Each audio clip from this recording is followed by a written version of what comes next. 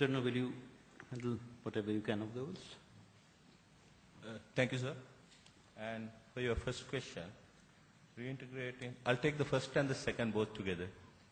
And reintegrating them into security forces, of course, so far we have not done any plans onto the security forces, though there were a couple of demands or the requests. But there is a process at present to absorb them into police department in these areas. And demining, I know there was a couple of requests from a couple of beneficiaries to join, and some INGOs who are doing demining in Kilinoch area has made the request. It came to me and we have recommended and we have forwarded it. Very soon these people also will be taken into the demining activities with these INGOs. And the de-radicalization, I think Dr. Malkanti will take. And about the Nepal, it's at the higher level.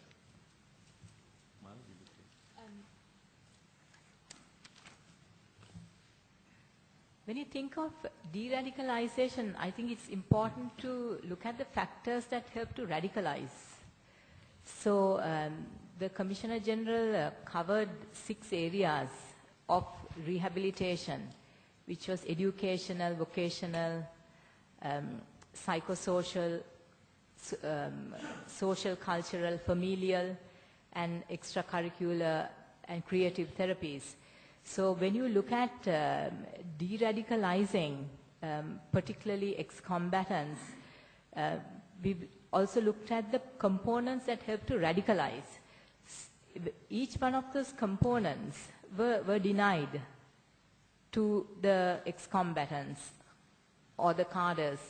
And by denying that or by manipulating that, it is possible to keep a person within a mindset which helps to radicalize the individual. So with the rehabilitation programs that have been implemented, it is bringing those components back into the lives of the beneficiaries. So when these programs are conducted, it systematically brings in those particular components. So education was denied. In rehab, the Commissioner General mentioned a series of different levels of educational programs that were conducted for adults and children.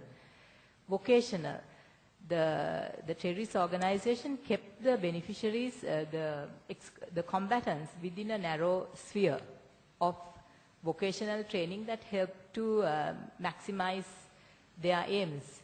So here the vocational training was expanded based on a very comprehensive assessment of interest, of skill, of the area from which they come from, and the vocational training was provided.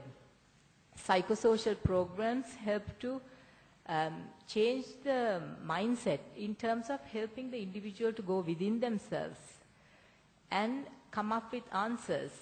So if we look at Sushila Raja's counseling program that she conducted, that was a very comprehensive, in-depth program where the beneficiaries engaged in that series, as well as I believe she was able to challenge fixed ideas and thoughts that the beneficiaries had at that time. She was able to challenge it. She was able to help them to move forward, to break through the ideology that has been implanted, and to actually look at society, to look at what is happening around them.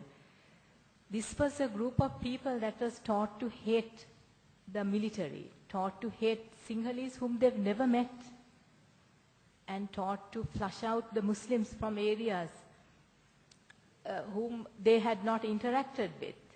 So it was possible for the organization to build a mindset of hatred. So this is a process of reversing that mindset. And it was important to have a very safe environment, like the rehab environment, where beneficiaries could actually tell their ideas without fear of reprisal. The beneficiaries, it was an ethos where the beneficiary was able to sit with the ordinary soldier in the rehab center and speak about things that they have done, because they had the confidence that there won't be a backlash, because the whole system is geared towards helping the beneficiaries to work through the issues and to be reintegrated, not to punish it is not a punitive ethos. It is about you talk through, you work through the issues and be reintegrated. So I think creating that safe, comfortable environment, and I must say that the ordinary soldier within the rehab centers have contributed to this.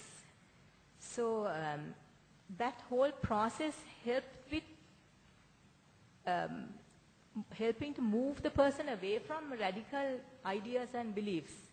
And I'm certainly happy to share some of the radicalization material if there is an interest in Nepal, particularly, and I'm sure the Commissioner General has been very generous with sharing of information. Thank you. Okay. Thank you. I think Dr. Shanti also did. Briefly, if possible.